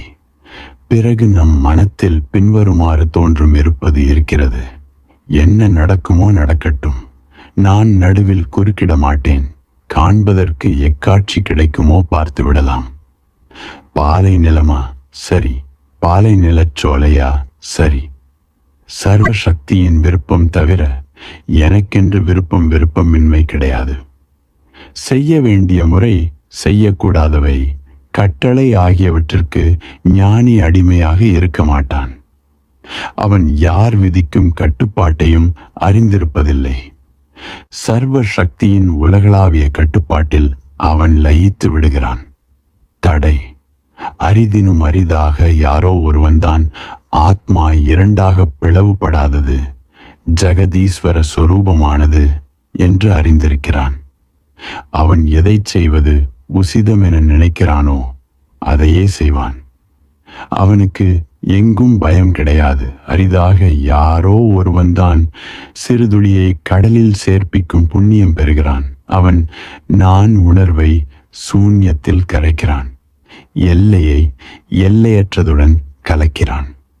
இந்த அரிய நிகழ்ச்சி எப்பொழுதாவது தான் நடைபெறுகிறது. அதில் வெற்றி காண்பவன் மகாபாக்கியசாலி. எல்லோருக்கும் இந்த நிலை ஏற்பட்டிருக்க முடியும். ஆனால் நாம் ஏற்பட விடுவதில்லை. இடைஞ்சல் செய்கிறோம். இந்நிலையை பெற சுபாவமாகவே உரிமை இருந்தும் நாம் அதை நிகழ விடுவதில்லை.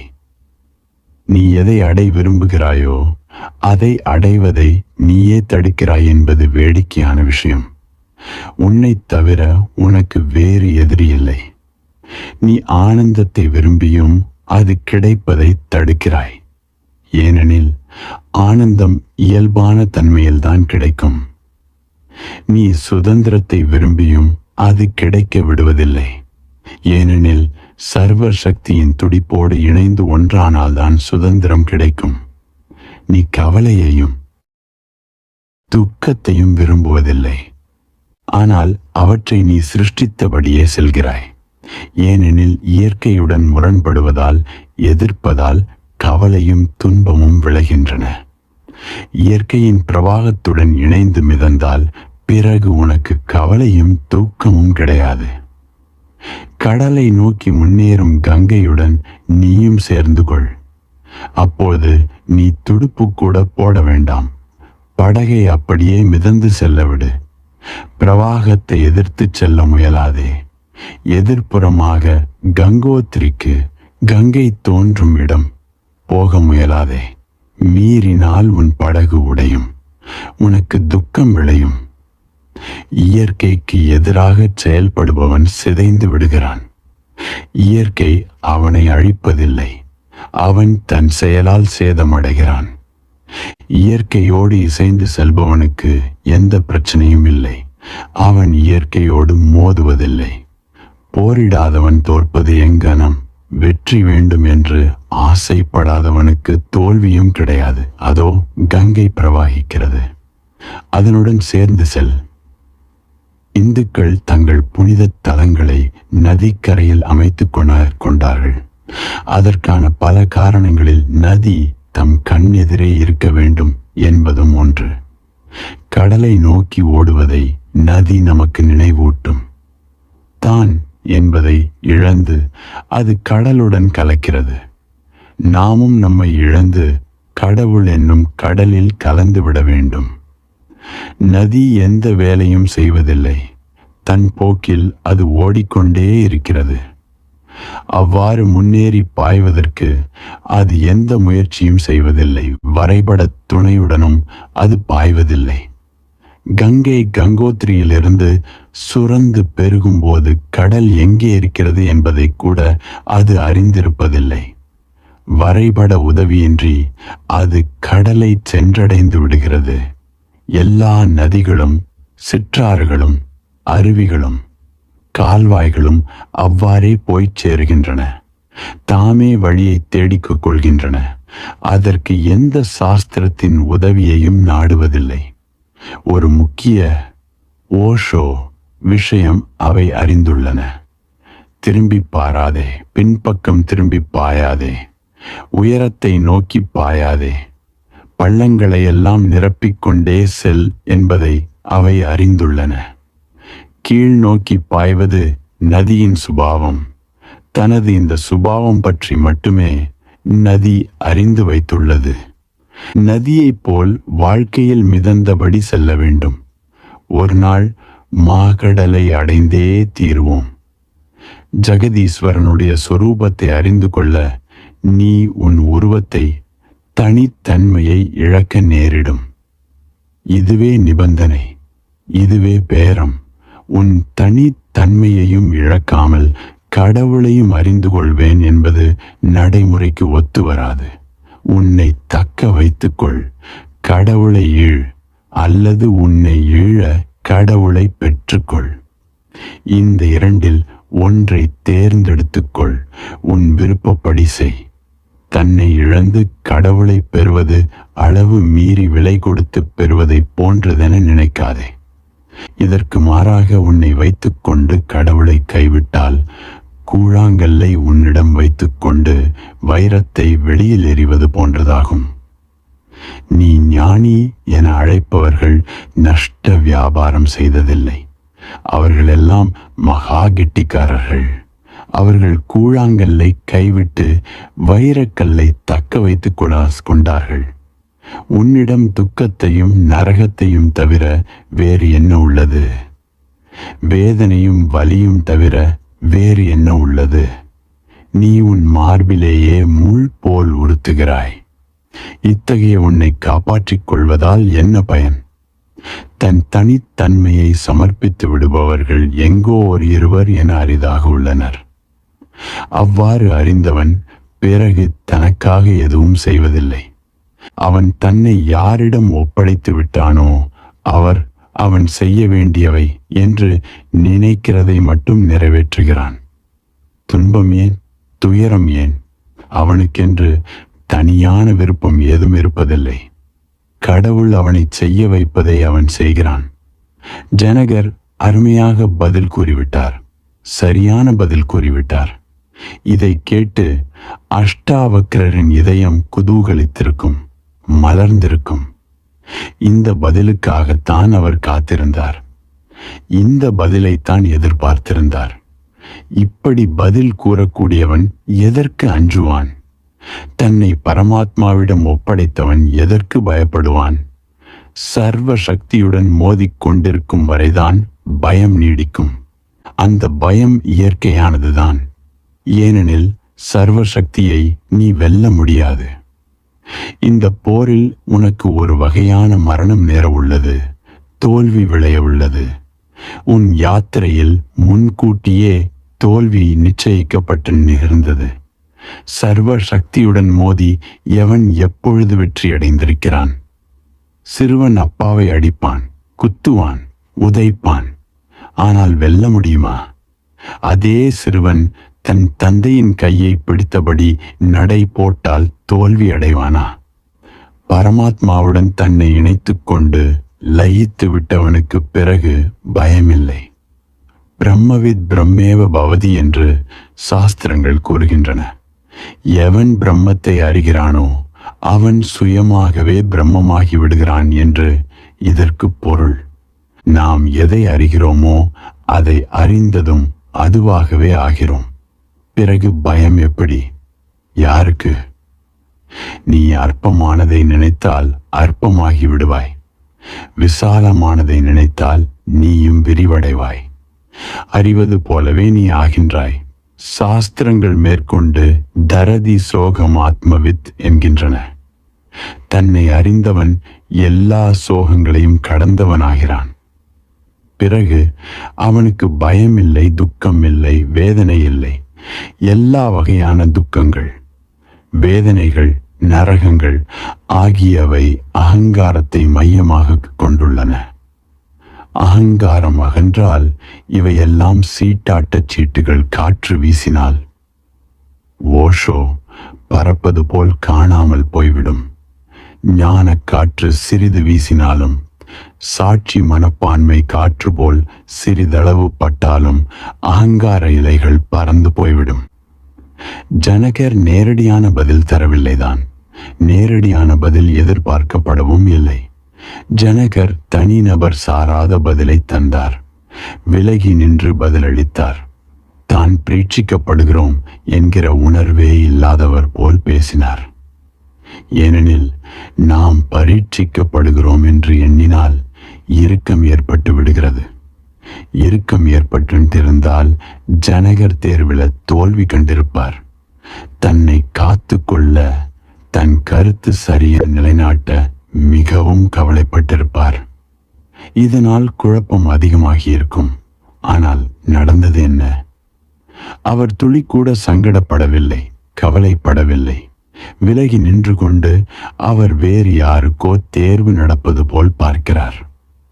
தனக்கும் அதற்கும் இடையே எந்த கொடுக்கல் வாங்கலும் இல்லை என்பது போல் காணப்படுகிறார். குரு ஏன் சீடனை பிரீட்சிக்கிறார் என்று பலர் காரணம் கேட்கிறார்கள். சீடன் ஞானம் அடைந்து விட்டானா இல்லையா என்பதை குரு தாமாகவே ஊகித்து கண்டுபிடிக்க முடியாதா? குருவோ எல்லாம் அறிந்தவர், சர்வஜர். பிறகு ஏன் சீடனை பிரீட்சைக்கு உட்படுத்துகிறார்? பிரீட்சை என்றால் சோதிப்பது மட்டுமில்லை, அது மேற்கொண்டு முன்னேறுவதற்கான உபாயமும் கூட.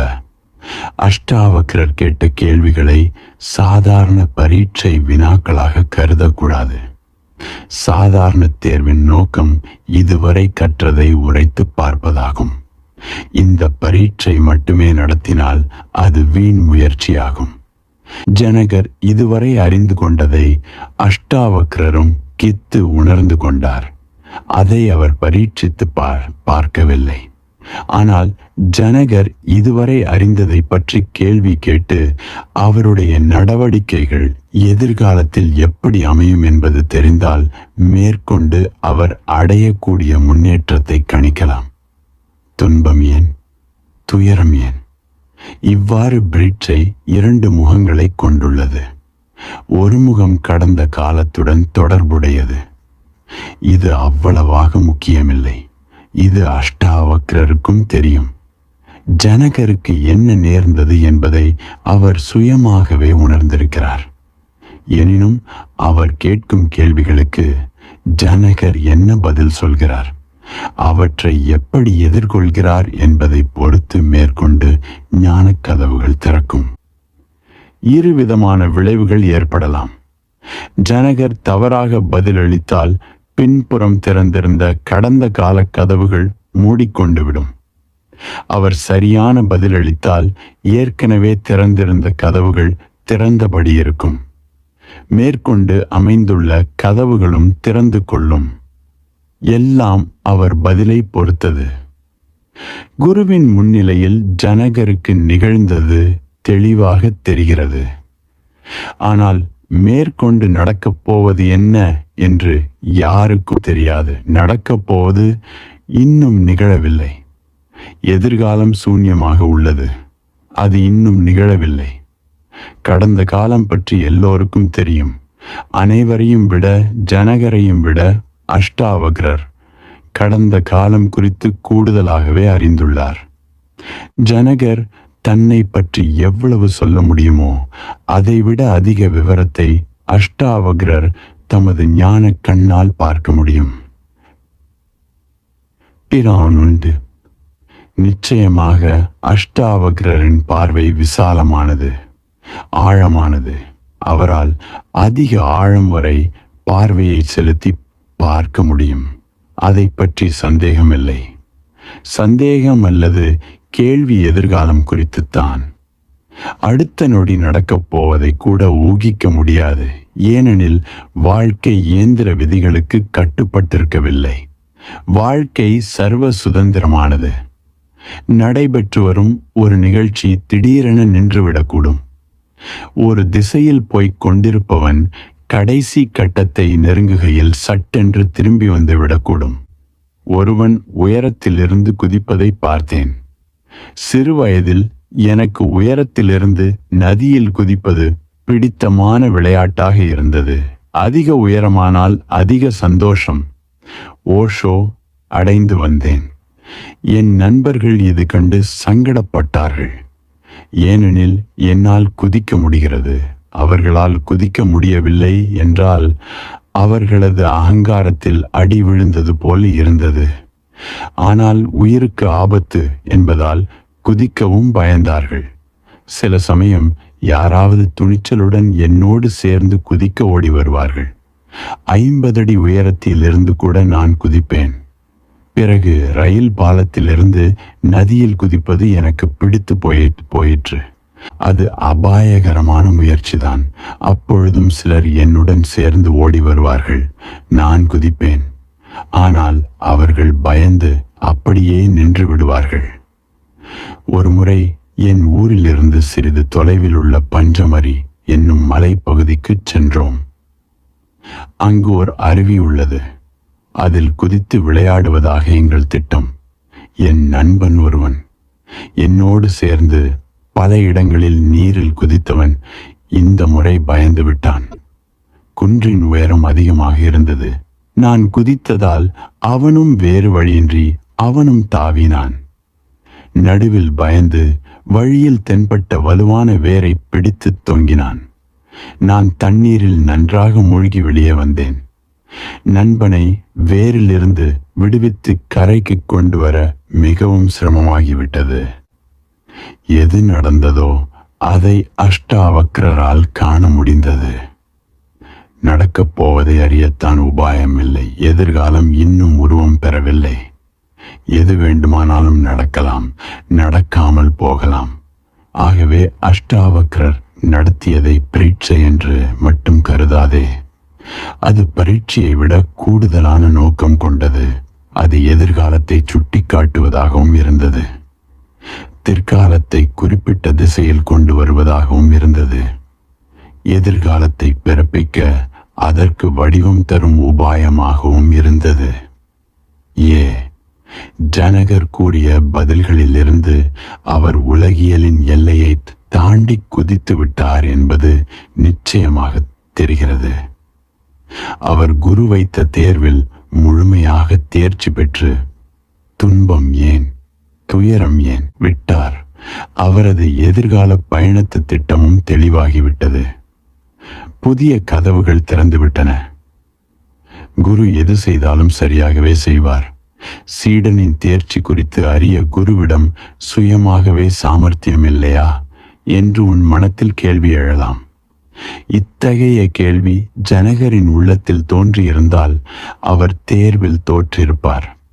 அவர் நினைத்திருந்தால் அஷ்டாவக்ரரை பார்த்து, குருதேவரே, தாங்கள் எல்லாம் அறிந்தவர். அப்படி இருந்துமா என்னை பரீட்சிக்கிறீர்கள்? தாங்கள் என் மீது சூட்சும பார்வை வீசினால் போதும். எனது சாதனை பற்றி சுயமாகவே ஊகித்துக் கொள்வீர்கள் என்று கூறியிருக்க முடியும்.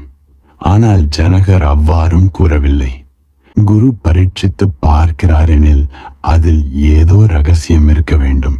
இதை கருதியும் அந்த ரகசியம் இதுவரை தனக்கு தெரியாது என்பதாலும் ஜனகர் மௌனமாக அஷ்டாவக்ரர் நடத்திய தேர்வை ஏற்றுக்கொண்டார்.